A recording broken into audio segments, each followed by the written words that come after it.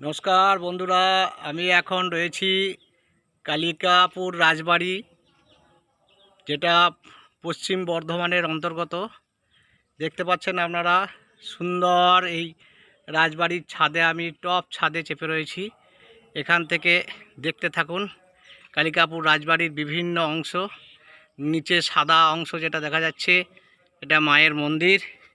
ভালো করে দেখুন, আপনারা দেখতে পাচ্ছেন, দেখতে থাকুন। কালিকাপুর রাজবাড়ির দুর্গা মন্দির। আমি এখন টপ ছাদে রয়েছি। এখান থেকে দেখুন বিভিন্ন অংশ দেখা যাচ্ছে।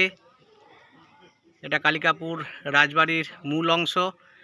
পাশে যে বাড়িগুলো দূরে দেখতে পাচ্ছেন, এগুলো সব হচ্ছে কালিকাপুর রাজবাড়ির বিভিন্ন বংশধরদের বাড়ি।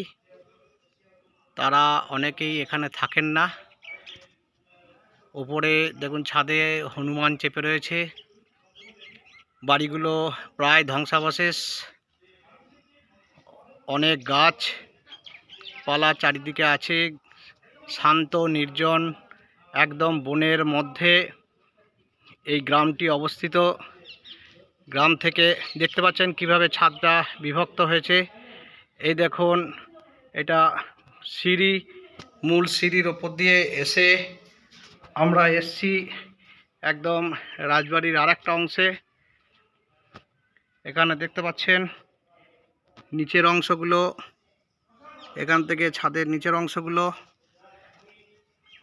চারদিকে একদম সুন্দর। ওই দূরে যে বাড়িগুলো দেখা যাচ্ছে, ওদিকে আছে বাড়ি পুকুর, যেখানে রাজবাড়ির লোকেরা স্নান করতে যেত। ভীষণ ভালো লাগবে, আপনারা সবাই আসুন, এই রাজবাড়ি দর্শন করে যান।